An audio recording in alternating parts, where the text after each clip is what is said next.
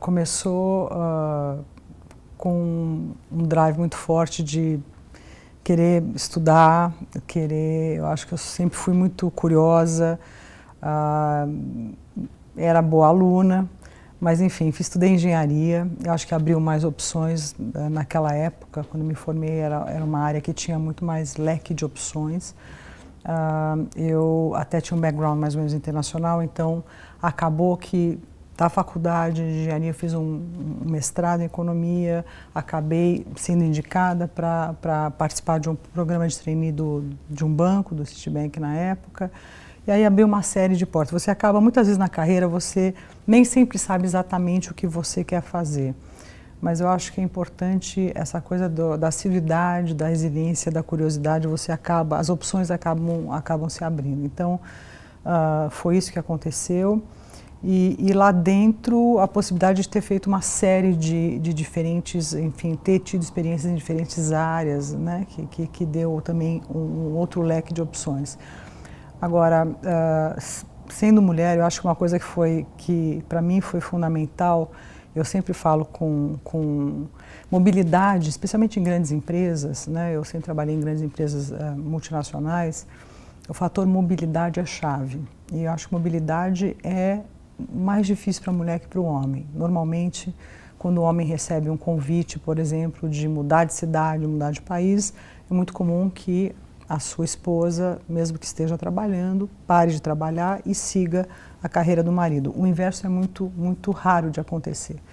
Então, eu tive a sorte, né, de ter o meu marido, apesar de, na época, ele trabalhava, tinha sido recentemente promovido, e quando eu tive a oportunidade de ir para os Estados Unidos, ele me acompanhou. E eu tinha 2 filhos, enfim. Então isso foi, eu acho que são momentos na carreira que você muitas vezes as oportunidades, as opcionalidades vão se fechando para a mulher, né? Acho que o momento que é um exemplo disso foi, obviamente, maternidade e gravidez. Eu acho que até antes disso, antes de eu ser expatriada, né, quando eu tive meu primeiro filho, ainda no Brasil, a gravidez, eu estava tocando um projeto, era um projeto, enfim, que tinha todo um prazo para acontecer, era um projeto que tinha um certo nível de complexidade, e no momento que eu fiquei grávida, eu praticamente fui posta de lado, fora do projeto, porque, enfim, eu ia estar fora por 4 meses, então são momentos que foi um choque, acho que foi o meu grande choque na época, eu acho que eu não pensava, né, eu esqueci que eu estava, o que não é bom, by the way, mas esqueci que eu estava grávida. E eu acho que então tem coisas que são naturais, são coisas que acontecem, é importante você aprender a lidar com isso. Então a maternidade, são momentos que realmente são momentos onde o nível de velocidade, de ascensão, você até tem um certo, que faz parte, né, dependendo da função na qual você estiver. Quanto mais uma função de difícil substituição, mais o impacto é grande. Mas o importante é voltar e encontrar os caminhos para voltar. E eu acho que o apoio da família, do teu companheiro é fundamental, especialmente se você depende de mobilidade. Então, esse é um fator. E outra coisa, eu acho que é a autoconfiança, né? É uma questão de você ter competência, porque, afinal de contas, eu acho que independente, não é só a questão do gênero, eu acho que tem vários preconceitos. Tem preconceito contra a idade, tem preconceito racial, tem preconceito de gênero. E eu acho que a melhor maneira de vencê-los normalmente é com competência, né? Então, em geral, o triste é que muitas vezes você não chega nem no ponto de poder demonstrar as competências, né? Por isso que as empresas se empenham tanto em tirar essas barreiras para que, no nível da meritocracia, isso não seja um entrave.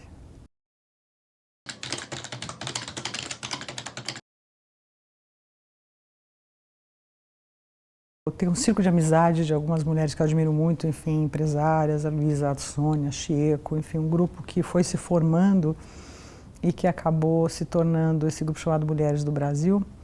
E uma das pautas era um pouco, acabou sendo essa, e eu morei 12 anos nos Estados Unidos, né? Então, os Estados Unidos é um país que talvez tenha sido precursor, não com a questão de cotas per se, mas com a questão do que a gente chama lá de affirmative action, né? de ter uma questão que se voltava muito a gênero, a minorias, né, que tinham dificuldades e como fomentar. E eu acho que o estilo americano, ele conseguiu através não foi bem cotas, mas foi muito fomentando esse affirmative action para as faculdades, a nível de educação, dando bolsas, privilegiando certas minorias, conseguiu ter, eu acho, enfim, provavelmente a gente não teria pessoas que despontaram como uma Condoleezza Rice ou um Colin Powell se não tivessem tido na época cotas raciais nas faculdades. Então foram processos importantes. Acho que os Estados Unidos já está em outra fase. A gente vê na Europa a implantação de cotas. Acho que basicamente, como é que a gente viu? No Brasil, que é um país tão legalista, onde se você não coloca a regra, o espírito da coisa nem sempre acontece, a ideia das cotas, primeiro que a ideia é que seja uma coisa transitória, então é um processo transitório para dar um empurrão, para quebrar uma inércia. Né, o que a gente observa hoje é que tem muitas mulheres, como tem muitos homens competentes, que inclusive muitas vezes estão numa fase mais madura de carreira, e normalmente a gente vê muitos homens chamados para boards e poucas mulheres chamadas para o board. E quando você vê, existe esta competência, esse pool de recursos. Então a ideia seria fazer um percentual realista em relação, né, nada... alguns países tiveram cotas bastante agressivas, tipo 50%, e num prazo muito curto. A ideia era fazer uma coisa mais gradual, num percentual que movesse essa régua. E que fosse provisória até o momento no qual a gente achasse que o ideal seria que não precisasse ter esse tipo de coisa. Mas eu acredito que hoje ajudaria a quebrar essa inércia.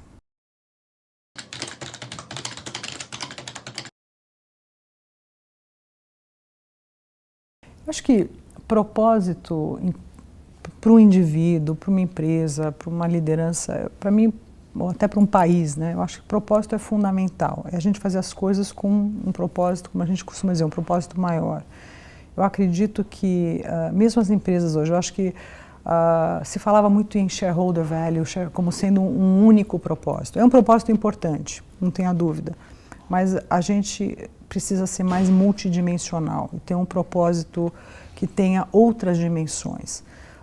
Eu acho que cada vez mais o consumidor valoriza a empresa que tem um propósito maior, os funcionários valorizam a liderança que tem um propósito maior. Acho que as novas gerações, o que me dá muito otimismo, como a gente conversou há pouco, estão muito mais voltadas para uma visão mais holística do mundo e eu acho que, portanto, o consumidor está disposto a pagar um preço maior por um serviço, por um produto que tenha uma dimensão maior, que tenha um propósito maior, que seja ele de sustentabilidade, enfim, que tenha um outro multiplicador que não só o famoso shareholder value. Então, eu acho que isso é muito positivo e que acaba engendrando uma série de multiplicadores positivos na sociedade. Eu acho que a liderança também tem que acompanhar esse e acho que tem pessoas mais ou menos idealistas nesse sentido. No idealismo, aquele idealismo de propósito, enfim, o idealismo pragmático, né? Não é aquele idealismo mais sonhador, porque a gente tem que ser muito pragmático na vida para fazer as coisas acontecerem,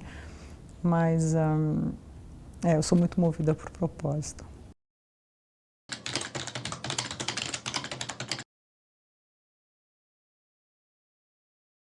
Primeiro, eu morei lá fora e tive muito contato com países mais ou menos estágios, enfim, países desenvolvidos em geral.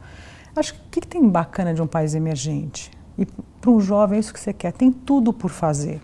Deve ser muito chato você ser jovem num país onde está tudo certinho, tudo arrumadinho. Então, eu acho que primeiro para os jovens, eu acho que ter nascido no Brasil, poder ser protagonista de uma mudança, o país vai melhorar tanto quanto a gente é um reflexo de...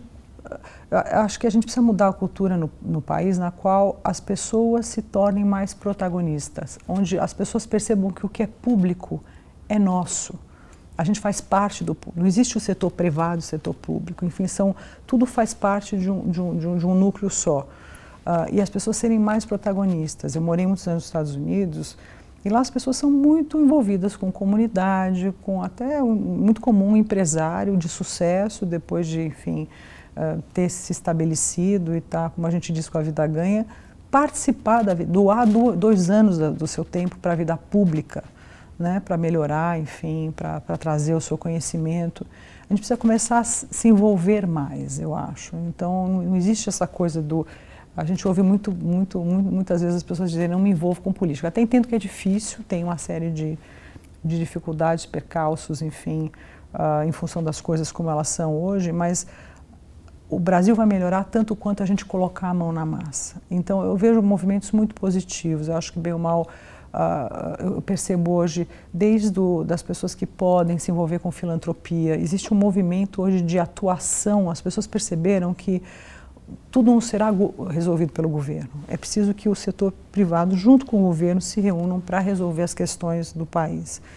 Então, eu acho isso muito positivo. Eu vejo a juventude mais envolvida, aliás, eu vejo as novas gerações mais envolvidas, e esse protagonismo é fundamental. Então, eu acho que é mais difícil para os jovens, nesse momento de crise que a gente está passando, de um aumento de desemprego, as oportunidades se fecham, para quem está começando, né? Então é mais difícil.